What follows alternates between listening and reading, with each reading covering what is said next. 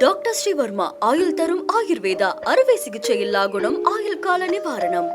Yesterday courier private limited. Domestic international cargo உங்கள் இல்லம் தேடி வந்து கொரியர் புக்கிங் டெலிவரி செய்து தரப்படும். தலைப்புச் செய்திகள். மாநில திட்டக்குழுவால் தயாரிக்கப்பட்ட 4 அறிக்கைகள் முதலமைச்சரிடம் வழங்கல். தமிழ்நாட்டில் கட்டமைக்கப்பட்ட பகுதிகள் மற்றும் மதிப்பீட்டு குறித்த தகவல்கள் சேகரிப்பு.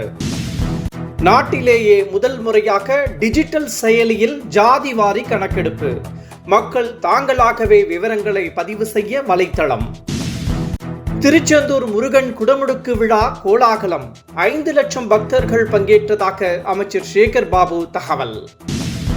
ஒரே வீட்டில் முதலமைச்சரும் துணை முதலமைச்சரும் இருந்தால் சமூக நீதி எங்கே இருக்கும்?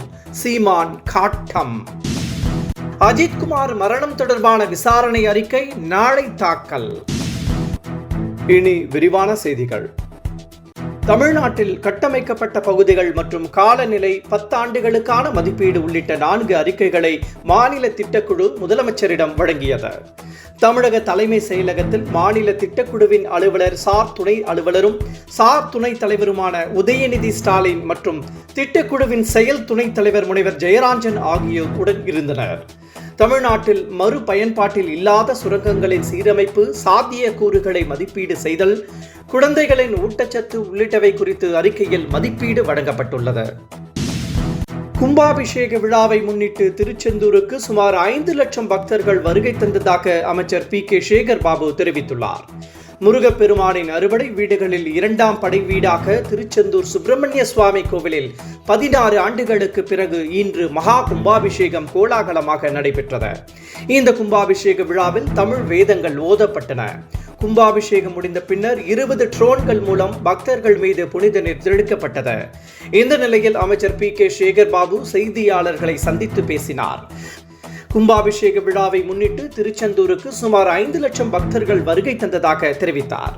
திருச்செந்தூர் கும்பாபிஷேக விழா என்பது பக்தர்களின் மாநாடு, ஆனால் பாஜகவினரின் மாநாடு அல்ல என்றும் அவர் கூறினார். நாட்டிலேயே முதல் முறையாக டிஜிட்டல் முறையில் செல்போன் செயலி மூலம் ஜாதிவாரி கணக்கெடுப்புடன் கூடிய மக்கள் தொகை கணக்கெடுப்பு நடைபெற உள்ளது. நாடு முழுவதும் ஜாதிவாரி கணக்கெடுப்புடன் கூடிய முதல் மக்கள் தொகை கணக்கெடுப்பு 2 கட்டங்களாக அடுத்த ஆண்டு 2027 மார்ச் 1ஆம் தேதி தொடங்கப்பட உள்ளது. லடாக், ஜம்மு காஷ்மீர், இமாச்சல பிரதேசம், உத்தரகாண்ட் ஆகிய பகுதிகளில் 2026 அக்டோபர் 1ஆம் தேதி கணக்கெடுப்பு தொடங்கும் என ஏற்கனவே அறிவிக்கப்பட்டுள்ளது. இந்த நிலையில் மக்கள் தொகை கணக்கெடுப்பு ஆணையம் வெளியிட்ட அறிவிப்பின்படி நாட்டிலேயே முதல் முறையாக டிஜிட்டல் முறையில் செல்போன் செயலி மூலம் ஜாதிவாரி கணக்கெடுப்புடன் கூடிய மக்கள் தொகை கணக்கெடுப்பு நடைபெற உள்ளது. ஆங்கிலம், இந்தி மற்றும் பிராந்திய மொழிகளில் செல்போன் செயலிகள் மூலம் மக்கள் தொகை கணக்கெடுப்பு பதிவு செய்யப்படும். செயலியில் பதிவு செய்யப்படும் விவரங்கள் உடனுக்குடன் மக்கள் தொகை கணக்கெடுப்பு ஆணைய சர்வருக்கு அனுப்பப்படும். பொதுமக்கள் தாங்களாகவே விவரங்களை பதிவு செய்யவும் வலைப்பக்கம் உருவாக்கப்பட்டுள்ளது என தெரிவித்தார். அங்கன்வாடி மையங்கள் மூடப்படுவதாக வெளியான தகவலை அமைச்சர் கீதா ஜீவன் மறுத்துள்ளார். அங்கன்வாடி மையங்களில் போதிய ஊழியர்கள் இல்லாததால் குழந்தைகளை அனுப்ப பெற்றோர்கள் தயக்கம் காட்டுவதாகவும் இதனால் 501 அங்கன்வாடிகளை மூடப்பட உள்ளதாகவும் தகவல் வெளியாகி இருந்தது. இது உண்மைக்கு மாறானது என அமைச்சர் கீதா ஜீவன் தெரிவித்துள்ளார். தமிழகத்தை பொறுத்தவரை அனைத்து குழந்தை மையங்களும் சிறப்பாக செயல்பட்டு வருவதாகவும் அமைச்சர் கூறினார். ஒரே வீட்டில் முதலமைச்சரும் துணை முதலமைச்சரும் இருந்தால் தமிழகத்தில் எப்படி சமூக நீதி இருக்கும் என சீமான் கேள்வி எழுப்பியுள்ளார். தமிழ்நாட்டில் ஏழை எளிய மாணவர்கள் இருக்கும் விடுதிகள் இனி சமூக நீதி விடுதிகள் என அழைக்கப்படும் என முதலமைச்சர் கூறியிருந்தார். இதற்கு பல்வேறு தலைவர்கள் விமர்சனங்களை தெரிவித்து வருகின்றனர். ஒரே வீட்டில் முதலமைச்சரும் துணை முதலமைச்சரும் இருக்கும் போது எப்படி சமூக நீதி இருக்கும் என சீமான் கேள்வி எழுப்பியுள்ளார். அஜித்குமார் மரணம் தொடர்பான விசாரணை அறிக்கை நாளை தாக்கல் செய்யப்பட உள்ளது. திருப்புவனம் காவல் நிலையத்தில் போலீஸ் விசாரணையின் போது அஜித்குமார் என்பவர் மரணமடைந்தார். இது தொடர்பாக கடந்த 2ஆம் தேதி முதல் நீதிபதி ஜான் சுந்தர்லால் சுரேஷ் விசாரணை நடத்தினார். 20க்கும் மேற்பட்ட சாட்சியங்களை அவர் விசாரித்தார். குற்றம் நடந்த பகுதிகளில் ஆய்வு மேற்கொண்டார். இதனைத் தொடர்ந்து நாளை அவர் விசாரணையை தாக்கல் செய்ய உள்ளார். மலைகளின் ராணி என அழைக்கப்படும் ஊட்டிக்கு சுற்றுலா செல்பவர்களின் முக்கிய ஆசையாக மலை ரயிலில் பயணிக்க வேண்டும் என்பதே உள்ளது. இந்த நிலையில் மேட்டுப்பாளையம் ஊட்டி இடையே ஜூலை 11 முதல் ஆகஸ்ட் 17ஆம் தேதி வரை வெள்ளி மற்றும் ஞாயிற்றுக்கிழமைகளில் சிறப்பு மலை ரயில் இயக்கப்படும் என சேலம் ரயில்வே கோட்டம் அறிவித்துள்ளது. இதேபோல் ஊட்டி மேட்டுப்பாளையம் இடையே ஜூலை 12 முதல் ஆகஸ்ட் 18ஆம் தேதி வரை சனி மற்றும் திங்கட்கிழமைகளில் சிறப்பு ரயில்கள் இயக்கப்பட உள்ளதாகவும் தெரிவிக்கப்பட்டுள்ளது. பாஜக தேசிய தலைவர் யார் என்ற கேள்வி எழுந்துள்ள நிலையில் விரைவில் இதற்கான அறிவிப்பு வெளியாகும் என எதிர்பார்க்கப்படுகிறது.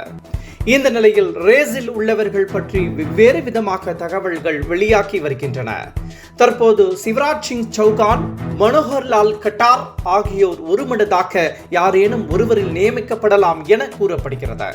அதே வேளையில் தென் மாநிலங்களில் இருந்து நிர்மலா சீதாராமன் போன்ற தலைவர்களும் நியமிக்கப்படலாம் என்றும் கூறப்படுகிறது. என்றாலும் இந்த தகவலை பாஜக மேலிடம் சீக்ரெட்டாக வைத்துள்ளது. திருவள்ளூர் மாவட்ட கூட்டுறவு வங்கிகளில் 3 மாத காலமாக நகைக்கடன் வழங்கப்படுவதில்லை என புகார் எழுந்துள்ளது. இதுகுறித்து விளக்கம் அளித்துள்ள அதிகாரிகள் நிதி நெருக்கடி காரணமாக கடன் வழங்கப்படவில்லை என தெரிவித்துள்ளனர். எனவே அரசு கூடுதல் நிதி ஒதுக்க வேண்டும் என பொதுமக்கள் வலியுறுத்தியுள்ளனர். ஏழை எளிய மக்களின் அவசர நிதி தேவைக்காக நகைக்கடன் உதவியாக உள்ளது என்றும், இந்த நிலையில் திருவள்ளூர் மாவட்ட கூட்டுறவு வங்கிகளில் 3 மாதங்களாக நகைக்கடன் வழங்கப்படாதது அதிர்ச்சியை ஏற்படுத்துவதாகவும் பொதுமக்கள் கருத்து தெரிவித்துள்ளனர். தெலுங்கானா மாநிலம் ரங்காரெட்டி மாவட்ட நுகர்வோர் ஆணையத்தில் நடிகர் மகேஷ் பாபு மீது நில மோசடி விவகாரம் தொடர்பாக நோட்டீஸ் அனுப்பப்பட்டுள்ளது. சாய் சூர்யா டெவலப்பர்ஸ் பிராண்ட் ப்ரமோஷனில் மகேஷ் பாபுவின் புகைப்பட விளம்பரத்தை பார்த்து 34,80,000 ரூபாய் மதிப்பிலான நிலம் வாங்கியதில் ஏமாற்றப்பட்டதாக இருவர் புகார் அளித்துள்ளனர். இந்த விவகாரம் தொடர்பாக அவரை ஆஜராக நோட்டீஸ் அனுப்பப்பட்டுள்ளது. என்றும் உங்களுடன் மை இந்தியா முக்கிய செய்திகளை உடனுக்குடன் தெரிந்து கொள்ள சப்ஸ்கிரைப் பண்ணுங்க, பெல் பட்டனை பிரஸ் பண்ணுங்க. என்றும் உங்களுடன் மை இந்தியா. டாக்டர் ஸ்ரீவர்மா ஆயுள் தரும் ஆயுர்வேதா அறுவை சிகிச்சை இல்லா குணம் ஆயுள் கால நிவாரணம். Yesterday courier private limited domestic international cargo உங்கள் இல்லம் தேடி வந்து கொரியர் புக்கிங் டெலிவரி செய்து தரப்படும்.